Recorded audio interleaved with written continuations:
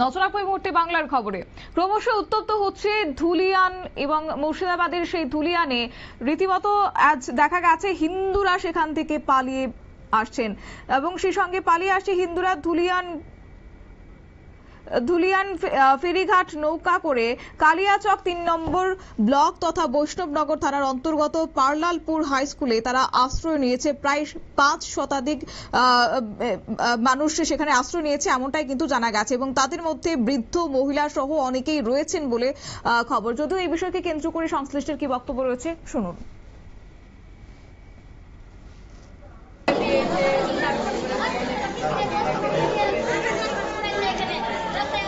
দেখুন, আপনারা এখানে দেখতে পাচ্ছেন যে এখানে মোটামুটি ৫০০ জন পরিবারের মতো লোক এখানে আশ্রয় নিয়েছে এই স্কুলে।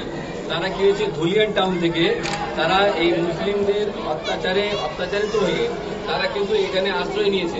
তাদের বাড়িঘর বোম মেরে, তাদেরকে আগুন দিয়ে পুড়িয়ে এবং মহিলাদের গায়ে হাত দিয়ে রেপ করে যে পরিস্থিতি তারা তৈরি করেছে, এখানে মা বোনেরা এখানে তাদের নিজের মান সম্মান ইজ্জত বাঁচাতে গিয়ে তারা নৌকাতে করে পালিয়ে এখানে রয়েছে এবং অনেক পুরুষ এখানে বোমার দ্বারা আগে আহত হয়েছে, অনেকের বোম লেগেছে শরীরে, হসপিটালে হয়েছে। এই ধরনের পরিস্থিতি যদি চলতে থাকে, বিশৃঙ্খল পরিস্থিতি, তাহলে সেখানে কিন্তু কেউ কোনো হিন্দুরা সেখানে বাঁচবে না। এখানে একটা লজ্জাজনক ঘটনা, এই ধরনের একটা পরিস্থিতি হচ্ছে আর সেখানে আমাদের প্রশাসন নিশ্চুপ। প্রশাসনের কোনো ভূমিকা সেখানে নাই। দাঁড়িয়ে দাঁড়িয়ে তারা শুধু দর্শক হিসাবে দেখছে। সেন্ট্রাল ফোর্স সেখানে উপস্থিত রয়েছে, তা সত্ত্বেও পরিবেশ কন্ট্রোল করতে পারছে না। আরও সেন্ট্রাল ফোর্স সেখানে উপস্থিত হতে হবে, তাহলে কিন্তু সেখানে আমার মনে হয় কেউ সেখানে বাঁচবে না, কেরার কোনো গ্যারান্টি নেই। আর এখানে তারা যে আশ্রয় নিয়েছে, সেই আশ্রয়ের কিন্তু সরকারিভাবে তাদের কোনো রকমভাবে সহযোগিতা পাচ্ছে না। সরকারি সমস্ত রয়েছে এবং তাদের খাওয়ার দাওয়ার, সকালে 3 বেলা খাওয়ার, এখানে স্থানীয় যারা কার্যকর্তা এখানে আমাদের। আপনারা শুনলেন সংশ্লিষ্টদের বক্তব্য, অর্থাৎ ৫ শতাধিক পরিবার অন্যত্র আশ্রয় নিয়েছে এবং দুষ্কৃতিকারীরা রীতিমতো তাদের উপর আক্রমণ চালাচ্ছে, তাদের বাড়িঘর থেকে ভাঙচুর করা হচ্ছে, এমনটাই অভিযোগ আমরা পাচ্ছি। যদিও এই বিষয়কে কেন্দ্র করে বিস্তারিত জবাব আমাদের সঙ্গে যুক্ত হয়েছে শান্তনু পান, আমাদের প্রতিনিধি। শান্তনু, কি জানতে পারছে এবং সেই পরিবারগুলির এখন কি বক্তব্য রয়েছে? একেবারে শতাব্দী আমরা জানি যে মুর্শিদাবাদের যে ঘটনা, দুই সম্প্রদায়ের ঘটনাকে কেন্দ্র করে আমরা রীতিমতো এই খবর দীর্ঘ ১ সপ্তাহ ধরে চালিয়েছি, মানুষকে দেখিয়েছি। সেখানে বারবার যে বিষয়টি ঘটেছে, হিন্দু এবং মুসলিম সম্প্রদায়ের মধ্যে যে তীব্র গন্ডগোল এবং তার জেরে যুক্ত হয়েছে আরো যে ওয়াকফ বিল, সেই ওয়াকফ বিলের প্রতিবাদে যখন মুসলিমরা রাস্তায় নেমেছে, দুটো মিলে একসাথে মিলে গিয়ে অত্যাচারটা পরিমাণ আরো বেড়ে গেছে। কাজের উপর অত্যাচার হচ্ছে, যেখানে মুসলিম সম্প্রদায়ের পাশে হিন্দু সম্প্রদায়ের মানুষজন রয়েছেন, তাদের বাড়িঘর ভাঙা থেকে দোকানপাট লুট থেকে আগুন অগ্নিসংযোগ হয়েছে। এর পাশাপাশি দেখেছি একটি বাড়ির মধ্যে ঢুকে যে একেবারে বাবা এবং ছেলে দুজনকে কুপিয়ে খুন করা হয়েছে। পরবর্তীকালে দিলীপ ঘোষ এবং শুভেন্দু অধিকারী তারা কিন্তু ইতিমধ্যেই তুলেছেন যে ৩৫৫ বা ৩৫৬ ধারা জারি করা প্রয়োজন। পাশাপাশি ব্যারাকপুরের প্রাক্তন সাংসদ অর্জুন সিং তিনি দাবি রাজ্যপাল কোথায়, রাজ্যপালের কোনো ভূমিকা নাই কেন। সেই সঙ্গে ইতিমধ্যেই হাইকোর্ট কিন্তু রায় দিয়েছে, যে ঘটনার হস্তক্ষেপ করেছেন সরাসরি এবং তারা জানিয়েছেন যে ইতিমধ্যেই কিন্তু মুর্শিদাবাদের যে বিস্তীর্ণ এলাকা, সেখানে কিন্তু কেন্দ্রীয় বাহিনী মোতায়েন করতে হবে, কারণ রাজ্য সরকারের যে পুলিশ তারা কিন্তু যথেষ্ট ভাবে ব্যর্থ হয়ে গেছে, তা কিন্তু প্রমাণিত হয়েছে, বারবার আমরা দেখেছি।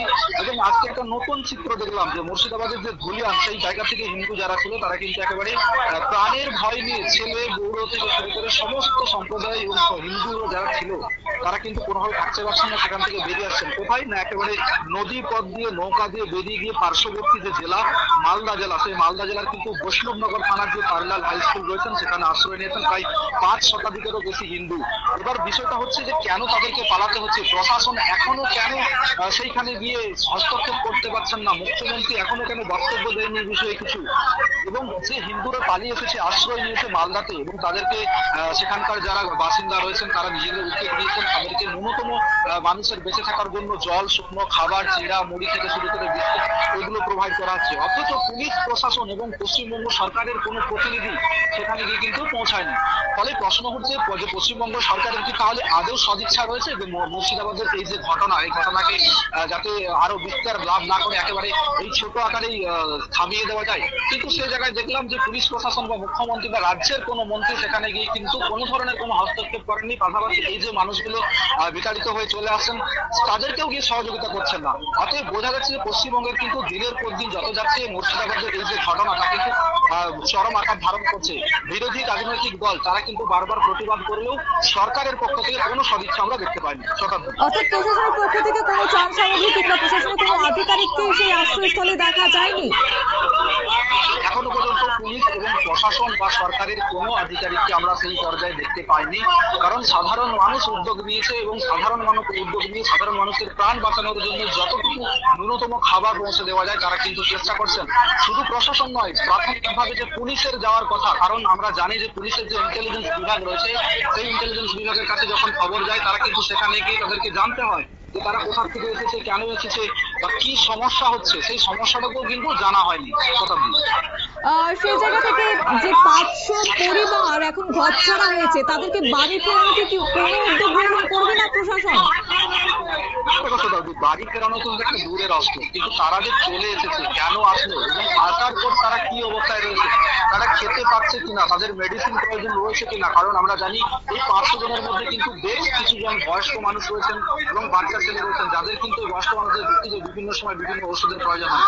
এবার তারা তো তাড়াহুড়ো করে বাড়ি থেকে বেরিয়ে হয়ে চলেছে, সেই জায়গায় দাঁড়িয়ে তাদের ঔষধ প্রয়োজন রয়েছে কিনা, নিত্য প্রয়োজনীয় যেগুলো আশু প্রয়োজন সেইটুকুও দেখা হচ্ছে না। বাড়ি ফেরানো তো অনেক পরের বিষয়, সেগুলো প্রশাসন পরবর্তীকালে আমাদের নজর থাকবে যে সেই বিষয়ে কি সদিচ্ছা নেয়। ধন্যবাদ।